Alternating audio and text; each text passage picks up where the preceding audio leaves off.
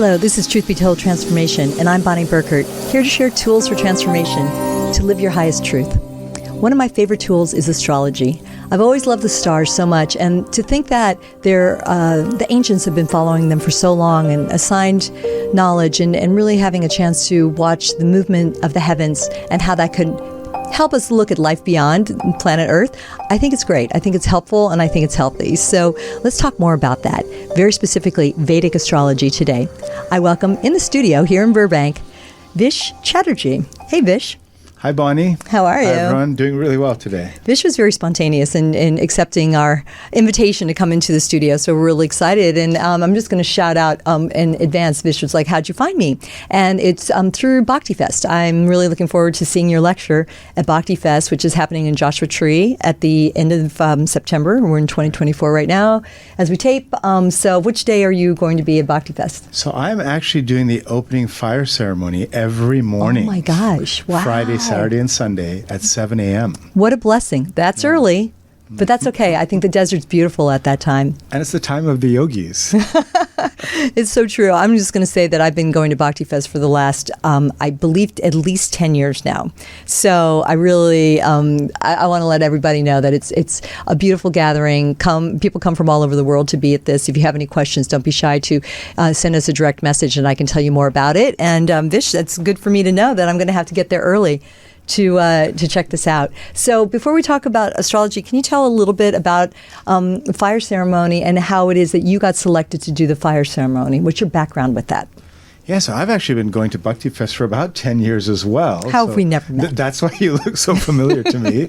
And I used to go as an assistant to my teacher, Yog Rishi Vishwaketu, who's a well-known Himalayan yoga master. And when I trained with him in the Himalayas at his ashram, every morning after yoga, we'd get up at 4:30, do our meditation, do our yoga practice. We'd all gather around a fire pit and do this very ancient ritual from probably 8,000 years ago, a shamanic type ritual with a lot of mantras, a lot of fire, and adding certain herbs and ghee into the fire. And so I learned how to do that, and I started doing that as my own part of my own yoga practice. And a couple of years into Bhakti Fest, he couldn't make it. So then I got volunteered to do the fire ceremony. And so that's the first time I did it a few years ago. And I've done it on and off a few years here and there when he's not available. So this year he's not going to be there. So I'm the substitute fire ritual master. Sounds but very, very dedicated. I mean, you've been doing it for a really long time then. It's great. And I can't wait to do it. And it's just a purification ritual that I actually had a chance to experience when I was in Rishikesh. So again, another special part about Bhakti Fest. So as you can imagine, there's a lot of yoga that will be happening at that festival, as well as, amazing mantra music, kirtan. But I wanted to have Vish on the show today to talk about astrology. I'm really interested in all kinds of astrology, and I know that we know you for Vedic astrology. So would you like to tell us a little bit of the distinction between Vedic and Western? Yeah, so I, similar to your background, I was in the corporate world for a long time. I was trained as an engineer. And if you said the word astrology to me, I would sort of look the other way. I'd say, what is that? What is that nonsense? What is that hocus pocus stuff? So I didn't have a very good perspective or even a reputation in my mind around astrology. And it was primarily the Western astrology system that was in vogue, right? It's what you read in the newspaper. It's what people talk about. And I started deep on the yoga tradition, the yoga path. I've been a yogi for 24 years now, and I've had a dedicated practice that whole time. Every morning I do my yoga practice, I do my meditation practice, and along the way my career completely switched from the corporate executive into a startup entrepreneur and finally into a coach. And I've been an executive coach for the past 8 years.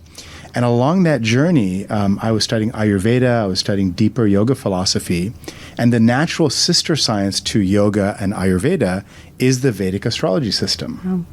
And so then I started to realize how different it was to the Western system in terms of its calculations, in terms of understanding where the planets are in the sky, in terms of mythology, in terms of its natural integration with the yoga tradition and the Ayurveda tradition. So it's almost like comparing a photograph with a deep X-ray vision into your soul. So they're hard to compare in the same light even. Wow, that's amazing. You've written a book as inspired by your previous life, And we can go ahead and show that. Jamie's in the studio with us today. He's going to pull up Business Casual Yogi. Let's see. What is it? The take charge of your body, mind, and career.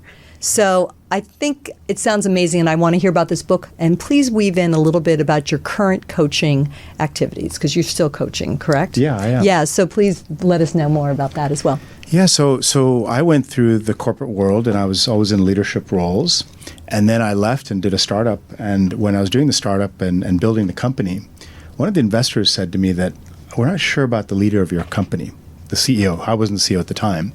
And he said, he's not very coachable. And I didn't really understand what that meant. Like, what does coachability have to do with a success of a business? And sure enough, over time, I started to learn that coaching is a methodology to bring out the best in somebody. And so if somebody's coachable, it means they're willing to learn, they're willing to grow, they're willing to access their deeper potential. And I realized that was actually my calling in life, was to be a coach. So about 8 years ago, I left the startup and started going directly into coaching, where I would sit with people and ask them questions and try to really understand what's really there, what's the deeper nature, what's the deeper wisdom that's in there, and try and bring that wisdom out to help them succeed in business. And as I started going through that coaching process, I started to learn this sort of methodology, the methodology of coaching, what they teach you in executive circles in a business, in a company, right? You go to these corporate trainings, was very aligned with the yoga philosophy I was learning in my yoga studies. So I started to see that parallel between this idea of performance development as a leader and personal development in the spiritual vein in the yoga tradition. And so that's where the book sort of came about, was the meeting of the yoga world with the business world. Yeah, absolutely. Why don't you tell us a little bit more what's in that book? And Vish actually has a new book that's coming out really soon. We'll talk more about that in a moment. But since we're on this, and the story I was sharing before we got started, my story of also having been always a long time, I've been practicing yoga since. I'm hesitating. I'm like, am I going to say the year and reveal my age? But 1980. Oh, okay. And seriously, yeah. I really did. I think I took my first class in 1980, and I've stayed consistent with it. And like you, for certainly my last 20 years in LA, just a daily practice. 100%. And the flip flop between my world in, working in the corporate music business world, and flipping that, still working with music, and yet knowing really what the passion is, and having a platform like this to talk to people that feel the same. So what might people find in your book, Business Casual Yoga? What are some of the chapter headings and little points that you'd like to share with us? Well, I'd like to share the story of how the book started, because Okay. it relates back to Bhakti Fest, right? Which is part of our topic today, is Bhakti Fest. So I was assisting Yoga Rishi Vish Chatterji in one of his big classes, probably 130 people in the class, and I was helping at that time. You were adjusting people and helping them get deeper into the pose. And I just had this idea that I am in the middle of the Joshua Tree Desert in this yoga festival full of these yogis. But my world was in the corporate boardroom. That was my tribe. My tribe were the corporate executives, the people trying to get ahead in their career, trying to earn a living for their family, trying to create something new to the world in terms of products, services, music, right? And I started to realize that there's such a divide between the yoga world, where everyone's working on sort of the spiritual development, and the business world, where people sort of lost their spiritual nature. And they don't realize that if you tap into your spiritual nature, it actually makes you better at your performance as a leader. And so I was like, can I bridge these two? And of course, I'm there with this, master Himalayan yogi. And I'm thinking, okay, there's a master Himalayan yogi, and then I'm this corporate executive with 20 years of experience in the corporate world, an MBA.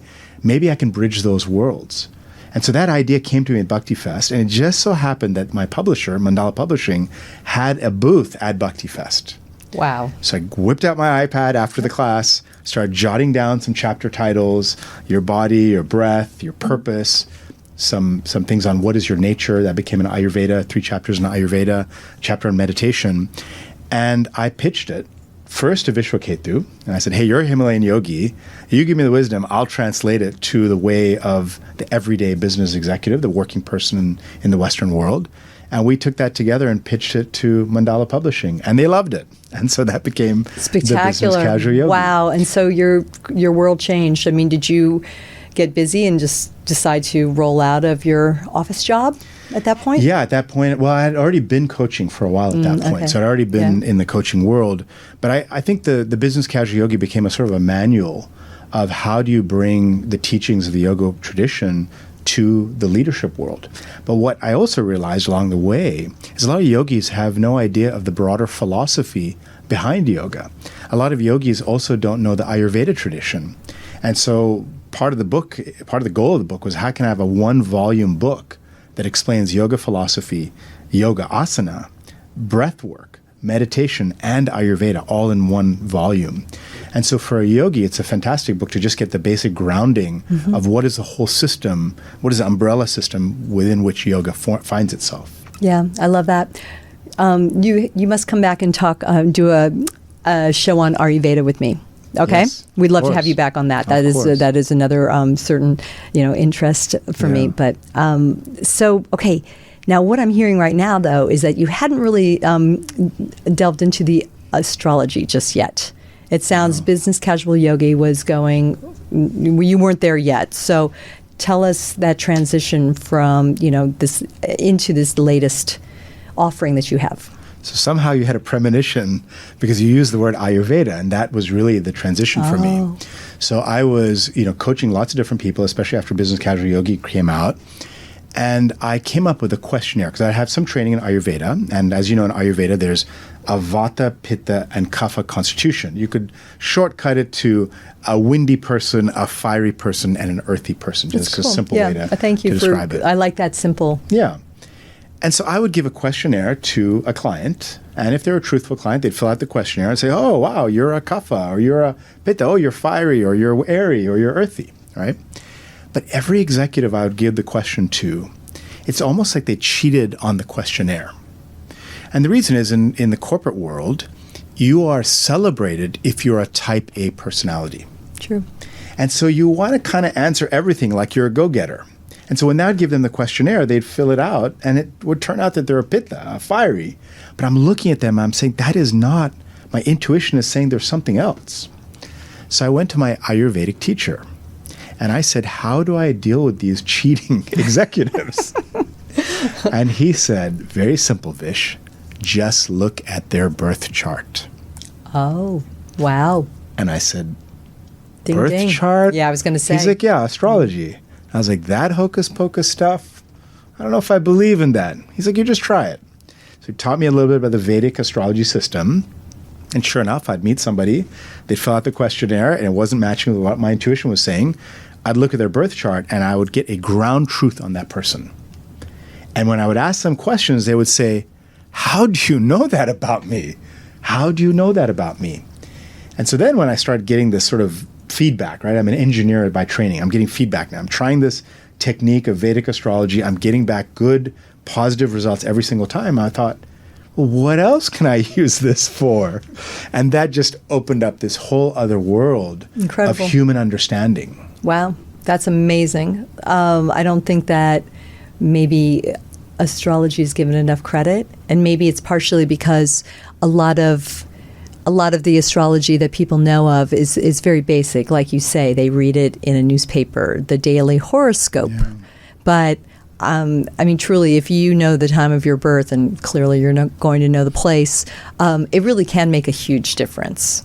In fact, Vish was taking a look even at what did you refer to it as? The astrology of the moment. Yeah. Right as we were walking in here to get a read on the energies that would be surrounding our exchange, influencing our exchange here online at this exact moment. And it was amazing. It was definitely about communication, correct? Was one exactly of the takeaways, broadcasting? Tell me what you learned. Yeah, so what I started to realize is that, every moment is a divine moment. But you just have to be able to tap into it, right? Anybody can hit a spiritual connection at any moment if they put the right energy towards it. So what's interesting about Vedic astrology, and what appealed to me as an engineer, was it uses very accurate math. Exact math to the sky. What you see is what you get. So when I was sitting, outside in the lobby waiting, I pulled up the chart for the moment. And my computer calculated that the sign of Scorpio, the constellation of Scorpio was rising on the eastern horizon right from here in Burbank, right? Now, if I were to pick a Western chart, that calculation would be off by about 23 or 24 degrees. So I'd get a different rising sign. It might say it's a rising sign of Libra, for instance, right? And so it's not what you see is what you get. And so that energy isn't really there.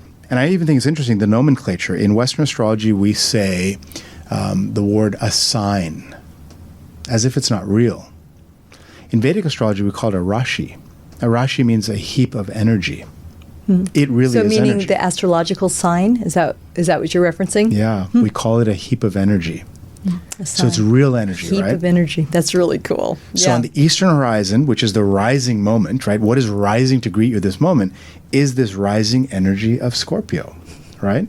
Not Libra, that what Western might say, but it's actually not there, right? So energetically, it's not there. It's symbolically there, I could say. So then if Scorpio is rising, Scorpio is a sign that is connected to, of all subjects, astrology. So out of all 12 signs, Scorpio is the one of hidden secrets, the occult, things to do with hidden from view, secrets, which is astrology. Mysterious, right? Yeah. And then in Vedic astrology, we also say what planet is behind that. So even though it's a zodiac constellation, or a heap of energy, there's a planet that sort of expresses itself through that sign. So I don't know if that's the case in Western, but what would the planet that expresses through Scorpio be? Is it Mars? Mars, yeah. Mars, exactly. Yeah. So that becomes very important, that it's a Martian energy, which is a forceful one. True. It's a bit of a fight one. It's like, okay, let's get into a debate here about Western and Vedic, right? There's going to be there. And Mars happens to be in the chart, if I cast the chart for the moment, in what is called the 8th house, eight locations, 8 zodiac locations away from that eastern horizon. And the 8th house is the house that's connected to astrology as well. It's the occult. It's the things that are not spoken about. Things like the paranormal, things like the supernatural, things that are alternative systems of healing, things like yoga, Ayurveda. So if the rising sign is Scorpio and the planet that rules it, Mars, is in the 8th house, it's a very strong energy to be talking about astrology. It's incredible. Right? So that's an example of just taking a look at the heavens according to Vedic astrology, so the distinction, at any given moment, and how that could be influential to somebody. I don't know. If you wish to learn this, it could be influential when you are making a business deal, or I don't know, or how going should I on speak? A trip, or how should I speak right now, right? So is this a good time to be speaking? Well, it's all Scorpio, it's all Mars, 8th house, might be hidden from view, but directly overhead, if we looked up in the sky right from this location, and I could see that in the chart calculation, it was the sun and Mercury. The sun is about broadcasting out loud, out wide and far, right? And Mercury is a planet of speaking. And they were together overhead right now. Very powerful position. So it is a time to speak and broadcast about an occult alternative subject. That's so great. What if it wasn't? What does one do? Like so maybe it's not an auspicious time, and yet you must move forward. I'm not talking specifically about our interview, but just in general, as people learn how to use these charts and not just rely on another astrologer to learn this. I mean, this is maybe a chance for people to start delving in themselves. Yeah, so I think of astrology as a system of consciousness. And the word, and you've interviewed other astrologers on your show, the word is Jyotish. Jyotish means the science of the divine, the science of consciousness. And yoga is its own path to consciousness. Ayurveda is a path to consciousness. Vedic astrology is a path to consciousness. But it's how you use those tools, right? Yeah. And so if a yogi only ever stretches on the mat, they're not going to get beyond being a gymnast. That's all they're going to be, right? But if they start thinking of the entire system, the Ashtanga, the 8 limbs, it becomes a system that moves them towards spiritual evolution and consciousness. So it's the same thing with astrology. If you just focus on the 2D chart, just that diagram, and that's it, you never progress beyond just being a computational computer that tells people predictions about their lives based on this 2D chart. What you have to do is get to the 3D level and think about it as a system of consciousness. And so trusting your intuition becomes very important, right? And seeing the world around you, right? So I'm sitting here in this studio, and I can see some blue lights, and blue is Saturn's color. It's this, I don't know if you did that on purpose, but blue is the color of Saturn, and Saturn is the truth teller. Oh my gosh. Right? I hope Tony Sweet hears this. This is so awesome. And then your podcast is called Truth Be Told, right? So naturally it would be blue. So these are the kind of things where you start to see the world in a different way. You start to understand that consciousness is working all sorts of different ways. You just have to tune in. And I may be looking at planets that are thousands of miles away in space, but just look at what's right in front of you. Yeah. And why not? And by the way, also with the blue, so I take it into the chakras. So I like to look at the color, and blue is associated with the throat chakra, so communication. Exactly so that's one right. of the other. And yet at the same time, you could go with other things like celestial. For those of you that are only listening to this, we're referring to the Truth Be Told studio, and we have some cool blue lights. Come over to our YouTube channel, Club Paranormal. You can see it. So this is fascinating. So all right. So you made a really cool transition. You were a businessman doing yoga. We were laughing because I was referring to myself being a businesswoman doing yoga, and how I kind of flipped that when I moved to LA 20 years ago. So it sounds to me that you've gotten that it was successful. I mean, Business Casual Yogi, the coaching, it's wonderful. You're able to speak to business people in their language and yet help them. Because I think people, there comes a point without success, without having, I don't know, peace of mind, wellness of body, mind, and spirit. Right. What's the point of all the money and the success? But it's also having a pleasant time at work. I understand it's hard, and you've got to make hard, tough decisions, but you don't have to be angry and nasty. I mean, I just remember for many years I thought about the we will refer to them as the sharp elbows that I experienced in the office. And it's like, we are so privileged to be working around music, around these wonderful records. Why act this way? Why are you being so nasty? And so I think it's really fascinating for you to really be able to walk your talk in your life and career right now. And I think that kind of brings us into your latest book, which is soon to come. I think you said it's an October release. Yeah, so Astrology Decoded, The Secret Science of India Sages is due out October 29th. Amazing. An auspicious time as well, Halloween. Exactly, very auspicious. Samhain, Halloween, yeah. and also in the Vedic tradition, the time where we honor the ancestors. So very coincident with Day of the the Mexican Dead. tradition, Dia Day de of the los Dead. Muertos, sí. Exactly. Yeah, All connected, right? Incredible. I didn't realize that was in other traditions as well. Yeah, so it's all connected, right? And so the book is my, I've looked at a lot of astrology books. I've read a lot of astrology books. And I've had a lot of people ask me, hey, if I want to learn astrology, where do I go? And, most of the books out there are very, very difficult. They're really for serious students of astrology. Like you want to dedicate, 15 hours a week to studying astrology, then there's lots of books out there for you. But if you're just kind of a casual, astrology enthusiast, you read a magazine horoscope once in a while, you like to chat about it with your friends, you Google and watch a few YouTube videos here and there, you just want to understand casually. My book is a way for you to get this sort of on-ramp into the world of Vedic astrology. Okay. It's a very complex system, but at a basic level, we have 9 planets that we use. And those 9 planets aren't just these rocks in space orbiting around the sun. Just like we, as human beings, we're not just a collection of skin and bone and joints. There's something that animates us. There's an energetic layer, right? We talk about yoga. When you do yoga practice, you're activating the subtle energy of your being. You're stretching the joints, you're stretching the muscles, you're doing lymphatic drainage, blood circulation, but you're also activating your subtle energy, your prana, right? And beyond that, you're working on a journey to connect to your deeper level, which is your soul. And so yoga is a practice that connects all those different layers of your being. And in astrology, we look at the planets as having these different layers as well.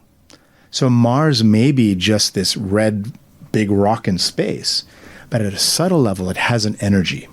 And that energy of Mars is one of a warrior, one of a fighter. And so when you understand the subtle energy and personalities of these planets, you understand how they're influencing you in everything you do. And so then you start to look at the world as this collection of subtle influences, of energies coming from this subtle layer of being on your subtle body and those planetary subtle bodies. Okay.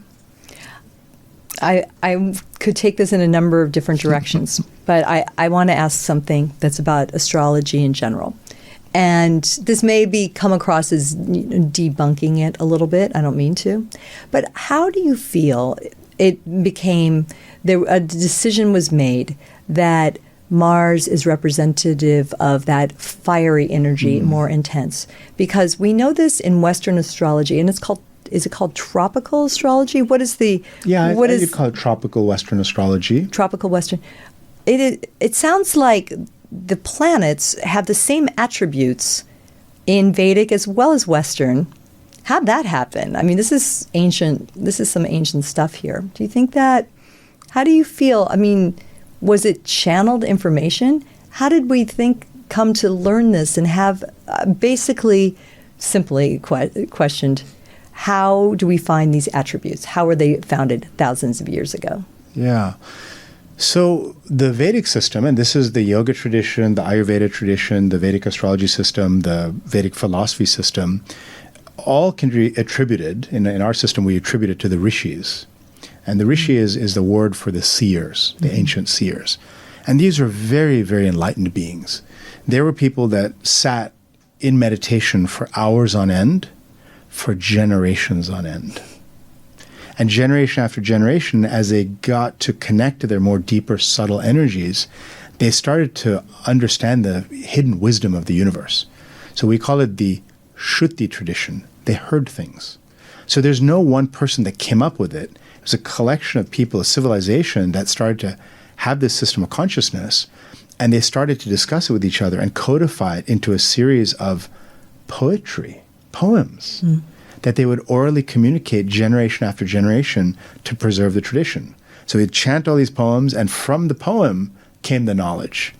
And the knowledge came from this just understanding. So they understood that, hey, when I see this planet in the sky, I'm seeing it with my eyes, but my subtle energy, I can feel its characteristics, its personality, all right? So then, finally, about 10,000 years ago, somebody decided we need to write it down. So it's been oral tradition for thousands of years. 10,000 years ago? And then 10,000 years ago, let's write it down. Oh my gosh, I didn't realize it was even as old as that. Yeah, then they wrote it down. So some of the oldest writings known to humankind became what is known as the Vedas. And the Vedas are a series of texts that cover all of these different traditions, integrated yoga, Ayurveda, Vedic astrology, and all the philosophical systems.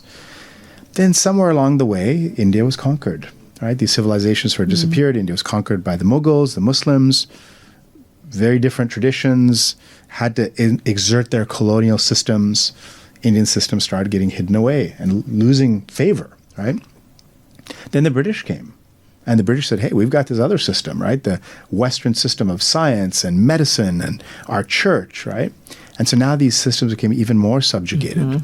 Yeah. So my family, 15 generations ago, 20 generations ago, maybe this was something they knew, but along the way we said, you know what? We need to go to Western education. We need to go to Oxford and get educated. We need to get medical degrees and engineering degrees and business degrees and be like, top of the society that way, not through knowledge, the real knowledge, right? So now I'm inspired by this decolonization movement now, which starts to say, wait a minute, what did the colonial people take away from the indigenous traditions? And what did these other societies borrow and make their own? And so I can easily say the Western system of astrology was, again, pulled from all those trading routes that the Indians had in those times with the Greeks and the Babylonians and the Persians. They were trading back and forth. India was a very wealthy, rich land. That's why it was colonized so many times, right? So they were in those trading business routes that knowledge also exchanged. And so as I look at Western astrology, I can see, that's the root. That's where it came from. But, in my previous generation's times, you couldn't say that. Right. Today in our society, we can finally say, wait a minute. Us indigenous people knew something. Just goes to show you, it goes back to unity, right? We are all interconnected in so many ancient ways. Yes. Right? So we're not as, there's a huge message around that out there these days, and with unity. That makes a lot of sense on so many levels. You answered my question in a lot of different ways. So it's great. So let's talk about some of the, again, the subtitle of your book, Astrology Decoded, The Secret Science of India's Sages. Yeah. So let's talk about some of the sages and your understanding and what you've learned. That's very interesting. And I hope I'm not taking away too much from what's in the book, as well as what you'll be talking about at Bhakti Fest. Yeah. So, the sages understood, obviously, that there are these planetary energies, They understood how these energies affect all of us. Our whole system in India comes from what we call the Sapta Rishis, the 7 sages. And, even if I go to an Indian temple now, they'll ask me, which sage do you come from? And we all know it. Like, that's something that Indians know. We go in there and say, okay, I'm from this rishi. And you know it. And then the rituals are done according to that clan, so to say. And I think in the Western world, you call it a guardian angel. You could say it's your original ancestor, right? And that energy is always there. They're always there. They're always sort of there guiding in their own different ways. All of our ancestors are guiding us in different ways. And so then the knowledge comes into the astrology system where as you start to learn about the stories of the planets. Why do I talk about stories and mythology? Because the sages of India, whatever wisdom they had, they taught it through story. And so as you told a story, other bits of nonverbal wisdom come to you. So in my book, as you read about Mars and the story around Mars, the unspoken wisdom comes into that reader. That's the idea. So you become more conscious that, there's these different archetypal energies of the 9 planets we use in Vedic astrology. And those archetypal energies, once you understand the story, you start to understand your life better. Beyond the chart. Yeah. Fascinating. It's really great. So who is your sage? Kashyap. Okay. Kashyap Rishi. Yeah. And what do you know about Kashyap Rishi? He developed a lot of the rituals. So that's kind of interesting, right? A lot of rituals, a lot of the knowledge system. Bhrigu was another sage who was kind of behind the astrology system. Mm-hmm. So I also worship Bhrigu because I'm studying that system as well. But Kashyap Rishi was, very, very learned, basically. One of the more learned, as I understand, knowledge systems and traditions and rituals. And so when I started learning fire puja, I realized that was a very powerful ritual to calm the energies of the planets. So, and that's one of the things you have to understand about Vedic astrology is there's a whole system of remedies. So if you looked at your chart and you said, oh my gosh, I got this big problem here, you can do something about it. There's always a remedy. And the remedy typically involves some kind of spiritual practices. Yoga, for instance, is a very powerful remedy for whatever is in your chart. Sadhguru once said, if a yogi goes to an astrologer and says, please tell me about my chart, the astrologer say, you're a yogi. You don't need to look at your chart. He'll tear it up because you're transcending your chart with your yogic practices. True yoga, not the gymnastics on the mat yoga, the full thing, right? So same thing with fire ritual. It's one of the very powerful remedies that soothe and calm many, many things because we basically use the fire as a medium to communicate with the deities and the ancestors. And so all the mantras we're chanting are sort of pleasing the fire. We're offering herbs to the fire to feed the fire. We're offering ghee to the fire to feed the fire.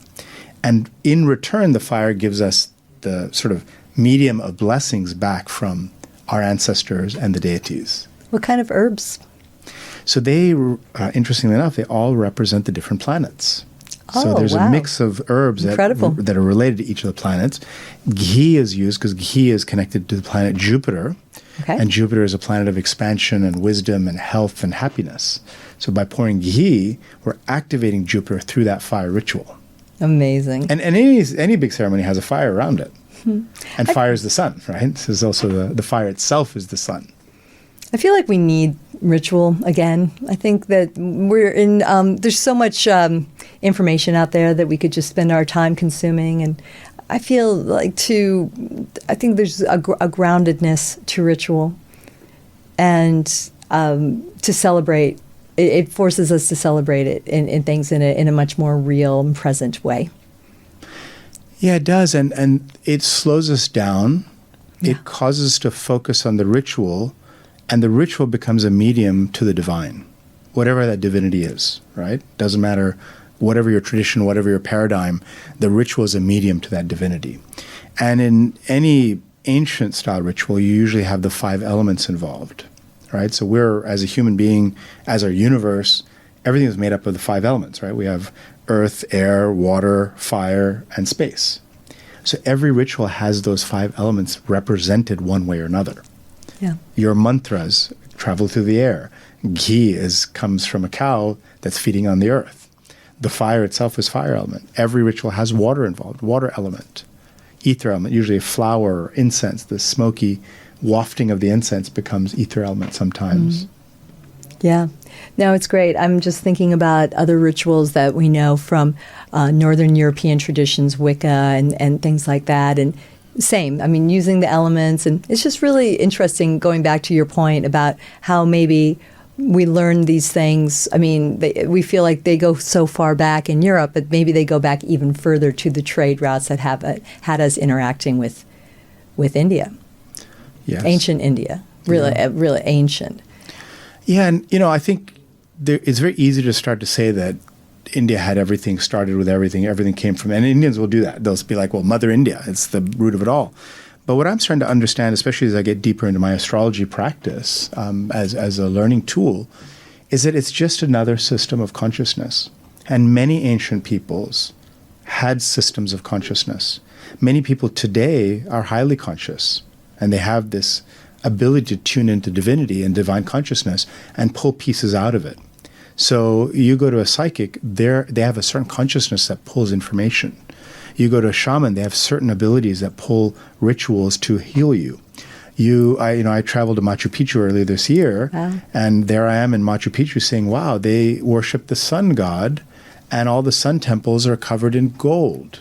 Well, that's the same as the Vedic people discovered thousands of years ago, that the sun is connected to gold. The moon is connected to silver. There's a Vedic system, but then the Peruvians, no communication with India. Their consciousness allowed them to understand, our moon god is connected to silver. So we can all tap in different ways. They're all systems. There's there's consistency. On half a world away. And unity, like you said, there's unity. Yeah.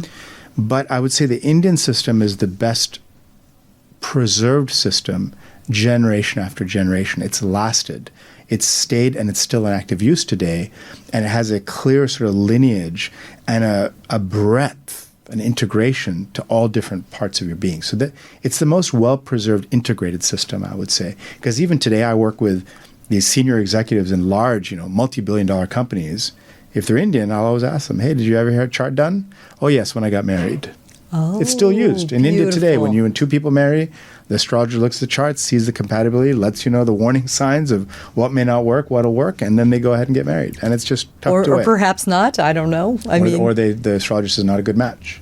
I mean, wow, maybe we should do that. Maybe we should make that requirement before we put all the divorce lawyers out of business here. Right.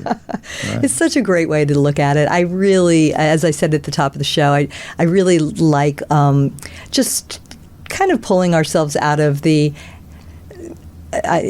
challenge of life and the struggle sounds a little bit dramatic here. It's not really about that, but just the infusion of some magic and pulling up out of the day-to-day task and just behold the energies that can work for you. And if they're working against you, this too shall pass. So how to stand tall? And I mean, that's where you use the other tools of yoga, like you say, and this will be very interesting. I think you're going to have to do my chart, Vish. I think I might need to, have my little challenge on how to do it. But, again, what he's saying, if there's something in your chart, how there are practices to get through it. So nothing has to be condemned. Oh, I am not meant to achieve here or there. No, there's always a way to continue to work on yourself and evolve, transform. Yeah, I mean, I liken it to surfing, right? You're out in the water and a wave's coming, and if you time it right and you paddle at the right time, the wave picks you up and then you're up on your board. But, when I'm out in the water, sometimes I misread the wave and I'm paddling at the wrong time and I can't catch the wave. It goes past me, right? And so the thing is understanding what are the natural waves and energies of the universe. What's the right time to catch them? What's the time to use those, right? If you have in your chart that you have a very good speaking ability, then definitely cultivate that. It'll come to you very easily. If you have in a chart that you have challenges with speaking, then you have to do extra work. You have to paddle that so much harder. So it's very important to kind of know what is the lay of the energetic landscape of the circumstances of your birth, so you understand what are your strengths, and in business we do a SWOT analysis. What are your strengths, weaknesses, opportunities, and threats? So in a way, the birth chart is a SWOT analysis. It's what are you strong at, what are you weak at, what are your opportunities, what are threats to you, and then take preventive action, right? If you know it's going to rain, use an umbrella. Might as well, right? But if you're like, I don't want to know about it raining or not, I'll just deal with it. Then I'll you're going to get ignore it drenched. away. You get drenched, right? You want to be ready. Yeah. And this is a study of karma at the end of the day. And I know that's a huge topic. What is karma? But Vedic astrology is an understanding of what are the karmic currents, what are the karmic energies, and how can you be a better karmic manager of your life. It's an active system. Cool. Karmic manager. This is great. You are definitely speaking my language. So, final thoughts. One, tell us about your website and how people can find you and some different ways that they can work with you. Yeah, so vishchatterji.com, very simple, just my name. You can find me there. And then the book is Astrology Decoded. And if you look for it on Amazon, it is ready for pre-order. So please support me and go on to Amazon, pre-order the book. That's very, very helpful for an author. Of course. And I just got the first copy of the book delivered last week, and here it is. It's purple. Purple, It's fabulous. We love it. It's a gorgeous book. It's purple and color. Silver, and it's got some gold as well. Yeah, some foil, and it's beautifully printed. Congratulations, Vish. Fantastic job of the paper and the printing. No, and it's really full gorgeous. of information to really help you understand these planets and then how they show up in the different constellations and how that affects you. And on that website, after the book launch, we will have a chart calculator available. So you can go and look up your chart, and we'll try and make it really, really simple so you know exactly what is your rising sign in the Vedic astrology system, what is your moon sign, what is your sun sign. Okay. Really, really cool. Yeah. One of the ways I'd like to always wrap a conversation like this is to ask, how are we doing? Like, what do you see out there since you've written your first book, Business Casual Yogi? 5 years ago, you said? 5 years ago, yeah. Just in general, 2024, where do you feel mankind? How do you feel mankind's doing? Humankind. We're in tough times. I think we're going through, and it depends, of course, where you live, right? So every country has its own birth chart. So depending on the birth chart of the country, they're going through their own karmic challenges. So, a lot of us astrologers pull a birth chart for the United States. It's a very, very important country that also influences lots of other countries around the world. And we go with the 1776, end of the day, when I guess John Hancock probably signed the document. We make that the birth time. And based on that, the U.S. is going through a pretty tough time right now. And it will be tough for a few years to come. But it's one of those situations, again, connected to Saturn, the blue color that's here in the studio. It's a time of discovering the truth. And as you know, in all of your lives, when you discover the truth, it's usually after a very, very painful period of your life, right? And when I look at charts and somebody's about to go through a Saturn period, these are times where people end up losing their jobs, losing their marriages, sometimes losing their homes, like very severe situations where almost like they feel like they've been pushed into a corner. And Saturn does that. He pushes you into a corner so that there's no way to look but up. And so you can see in our consciousness, we're being pushed into a corner as a country. And at some point, some of us are going to start looking up and saying, wait a minute, I've been doing this all wrong. I need to really embrace the truth. And so that's the period we're in now. If you're already connected to the truth, Saturn doesn't really bother you. But if you're off truth, Saturn's going to make it very difficult for you until you come to that realization. The taskmaster, right? Taskmaster. Yeah. I used to say the pandemic was a time when we're all forced to stand in the corner. Go home, stand in the corner. Just like when you're in school, you got in trouble. Right. Like, go stand in the corner, be quiet. Okay. And that was it. That was a Saturn thing for us. And what did we learn? I mean, a lot of interesting things came out of that time. In fact, sometimes you'll talk to people and it wasn't the worst because they did need to. They were home. They were with their families. They learned about gardening and baking and, home improvement. It was like some people said good things came out of that challenging time. Yeah, many people, especially in the spiritual community, said, you know what? I learned a lot about myself. Wow. And isn't that the lesson we all need? Yes, to always. learn about yourself. And you are sharing some fascinating tools with which to do so. And I thank you for coming here and to talk to me in person. It's been a pleasure. Thank you for hosting me and interviewing me.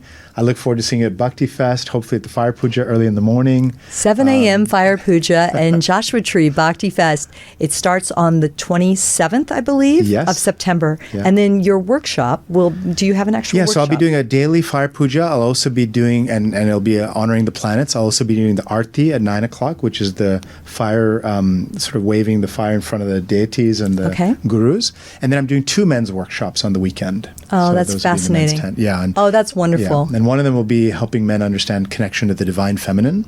It's important that as men we understand what is divine feminine and how to worship that.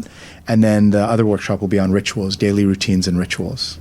Okay, So, that's great. And those are both the men's tent? Yeah, in the men's tent. All right, ladies. Well, we're going to have to find Vish at the Arti and at the Puja bright and early. So that's going to be amazing. And hopefully other opportunities that you'll be doing workshops all around California. So, and yonder, I think it's great. Thanks again. Thank you. All right, Thank you, we'll find everyone. you very, very soon. And best wishes with your book. Again, Astrology Decoded. Vish Chatterji. So, hey everyone, thank you so much for listening. And, we really appreciate all the likes and loves and shares that you give Truth Be Told Transformation. And of course, Truth Be Told with Tony Sweet, which is on Fridays, 3 p.m. live, so 3 p.m. Pacific. So be sure to join the community and say hello. Robert Hensley, also a new show every Monday, as well as, help me out, Truth Be Told, our new show, Queer. Sorry about that. We've got a new show. Queer from the Other Side. Thank you, Jamie. I knew you could help me get there. Jamie's just starting on the team, so you get a pass. I don't. It's we're really just here to share all the brightest light we possibly can, and we always love hearing from you. So be sure to find us and share, and remember that there's lots of possibilities to continue to be your best and your brightest, continue to explore, keep your heart open, and shine on.